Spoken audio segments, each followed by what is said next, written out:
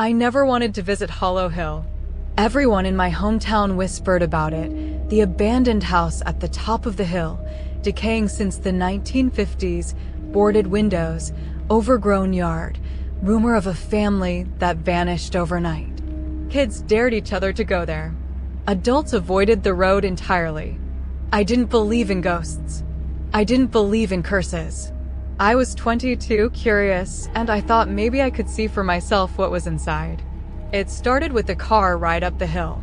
My friend Marcus insisted on coming along. He parked at the base of the hill, flashlight in hand, backpack with a few snacks.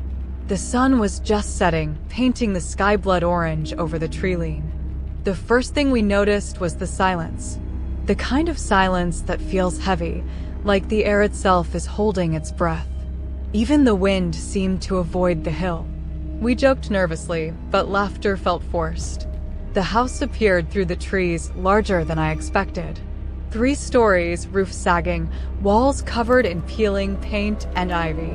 Windows dark and empty, like the hollow eyes of a skull. One of the windows had a shutter hanging by a single rusty hinge, creaking slightly in the evening breeze. Marcus shined the flashlight across the front yard. The grass was tall, knotted, hiding broken toys, a rusted tricycle, and what looked like shards of old porcelain. A swing set leaned at an angle, squeaking faintly. We approached the front door. Wood-warped, metal hinges rusted through. The handle turned with a groan. Inside, the smell hit us first. Dust, rot, and something metallic, like dried blood mixed with mold. "Hello," I called. My voice sounded tinny, swallowed by the empty rooms. No answer. We stepped inside. Floorboards creaked, dust rose around our feet. The flashlight caught old furniture draped in yellowing sheets, cobwebs stretched like nets across corners, and faded wallpaper peeling from the walls. Upstairs, we found a room that hadn't been boarded. The door was ajar. Inside, a child's room, preserved strangely. A small bed with a torn mattress, toys lined neatly on a shelf. A doll, missing one eye, sat staring at the door. Marcus whispered, This doesn't feel right." I felt it before I could speak. The temperature dropped, sudden and unnatural, my breath forming clouds in front of me. The door slammed shut behind us. I spun around. Marcus's flashlight wavered. The doll's head had turned slightly. I laughed nervously. "It's the wind, right?" The wind didn't reach this room. Then we heard it. Footsteps. Above us. Slow. Heavy. Paused. Then again. Not on the stairs. Not on the floorboards. On the ceiling. Directly above us. We froze. A whisper floated down. "Don't leave, stay." Not through our ears. Not even loud enough to hear normally. It crawled into my brain, curling around my thoughts. Marcus staggered back, pale. I think we should go," he stammered. The room felt alive. Shadows stretched along the walls, bending. One shadow detached itself from the corner. Thin, impossibly tall, tilting at a wrong angle. The doll's eyeless face reflected the flashlight beam and smiled. The ceiling creaked violently. Something slammed above us. Dust and small plaster fell. The whispers multiplied, multiple voices overlapping, urgent, angry, laughing. We ran toward the door. I reached for the handle ice cold. Marcus yanked me back. Something was on the other side, pressing from the other side of the door. Solid enough to resist our push, but shapeless like wet paper, stretching unnaturally. I yelled. Marcus yelled. And then the lights of our flashlights died simultaneously. Silence. Complete darkness. A voice, many voices, actually echoed from every wall, every corner, every shadow. "You shouldn't be here." The first scream came from upstairs. Not human. Not entirely. Something ripping, twisting, growling. I don't remember how we got out of that room, but somehow we stumbled down the stairs, arms outstretched, panic overriding fear. The house seemed endless now, hallways stretching further than physics should allow. Doors led to rooms that weren't there before. Shadows lunged from walls and ceilings, never fully formed, never fully human. We ran out of the house, out into the overgrown yard. The sun had disappeared completely. Night had taken over Hollow Hill. The air was still heavy. Our flashlights flickered back on. The house stood silent, as if nothing had moved. Dust motes drifting in the pale moonlight, empty windows staring at us like eyes. But we knew we weren't alone. And whatever was inside, it hadn't forgotten we were there. The next morning, I tried to convince myself it had been imagination. Dust, shadows, adrenaline. Marcus stayed silent the whole way down the hill, staring at the trees like they might reach out and grab him. We reached the car. The engine turned over, rattling, and then nothing. Dead. No sound, no lights. I slammed the hood, shook it, cursed. Marcus's hands shook as he leaned on the side mirror. I think it followed us, he said, voice trembling. I laughed nervously. No, houses don't follow people. The car started on the second try. We didn't speak as we drove back. Every turn, every shadow in the headlights made my heart leap. By the time we reached town, the forest behind Hollow Hill was dark, silent. Too silent. That night, I stayed awake. Windows locked, curtains drawn, lights on. The house had left me shaken, but sleep was impossible. Around 2:17 a.m., I heard a faint scratching at the window. Slow, deliberate. My blood ran cold. Marcus had warned me he hadn't slept either. When I called him, his voice was quiet, tense. I hear it too. I peeked outside.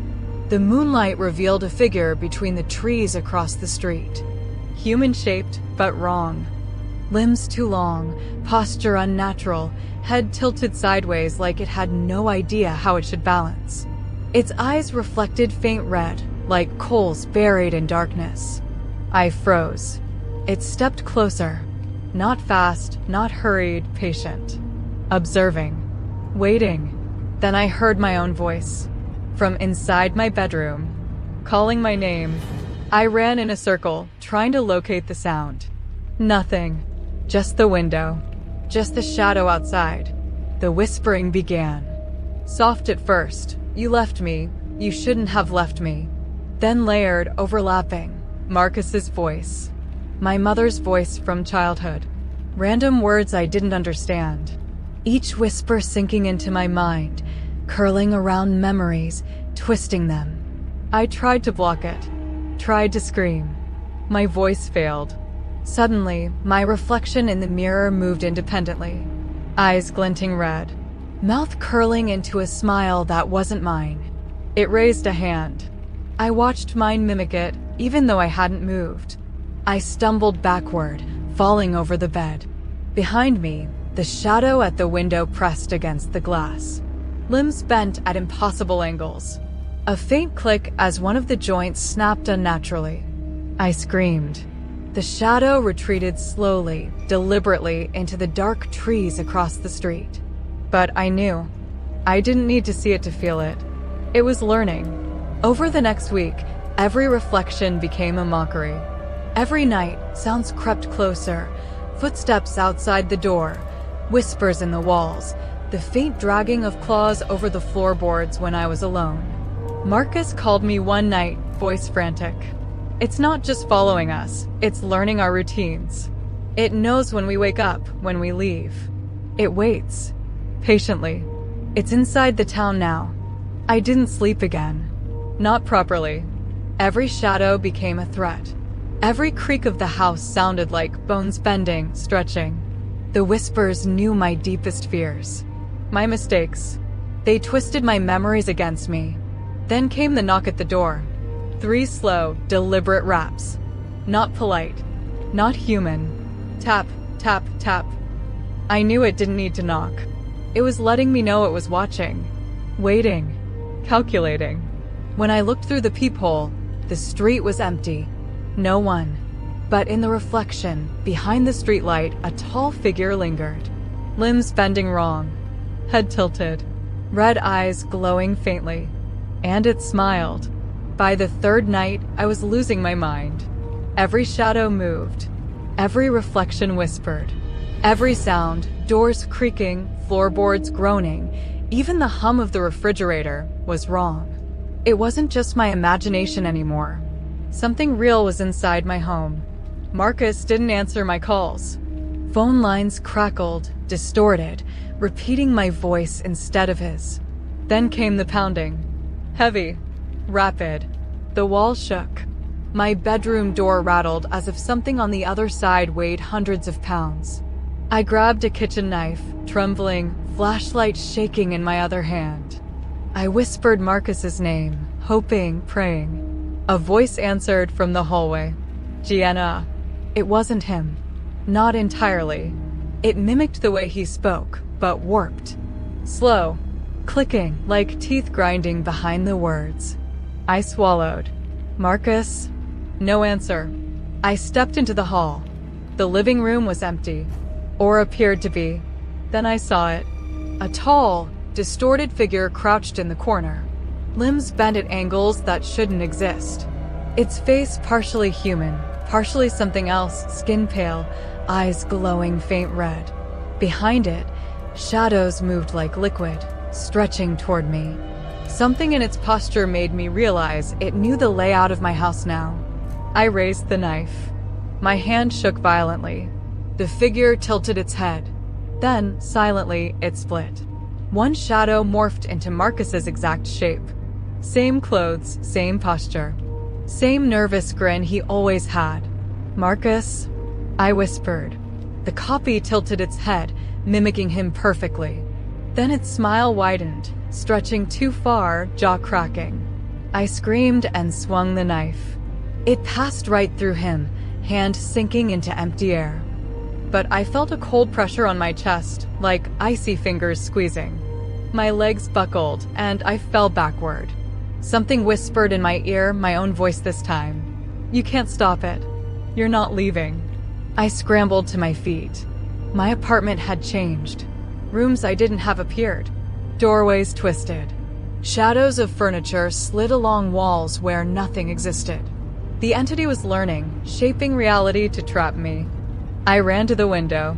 I didn't notice the blinds moving on their own, wrapping around my arms, holding me like ropes. Outside, the street was empty. No neighbors, no cars. Only the shadow of Marcus, or what it had become, standing at the end of the driveway, perfectly still, watching. Then I heard movement behind me. Marcus's real voice, weak and trembling, calling my name. Jenna, help. I turned. He was in the kitchen. Real. But his body flickered, like the lights, sometimes solid, sometimes stretched. His eyes were hollow, dark pits. Before I could reach him, the tall figure lunged. Not running, not walking, sliding, limbs bending, folding unnaturally, making no sound. I screamed, swinging the knife blindly. My arm caught something. Cold. Wet. Not flesh. Not human. Something else entirely, pulsing, sticky, writhing. Marcus screamed. Not human either. Distorted. Blending with the shadows. The entity loomed over us both. Its many voices layered, echoing, "You cannot leave. You belong to the Hollow Hill now. All of you." I lost all sense of time. The apartment distorted. The floor seemed to stretch downward. The walls leaned inward. Shadows lunged from every corner. And then a pause. A sound. My own heartbeat. Slow. Measured. But in the pause, I realized it wasn't mine alone. Something else had learned it. Something outside. Something patient. The entity tilted its head. Its smile split wider. You know how I move now. You know how I sound. You cannot escape. I backed toward the door. My flashlight flickered. The shadows closed in. Marcus's voice shrieked, somewhere between human and something else. And that's when I understood. This wasn't a house. This wasn't a shadow.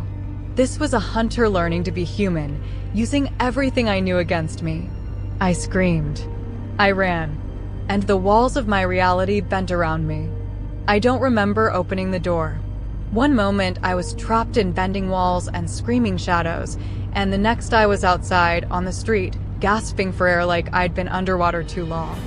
The night felt wrong. Too still. Too clean. My apartment building stood behind me, quiet, lights on as usual. Normal.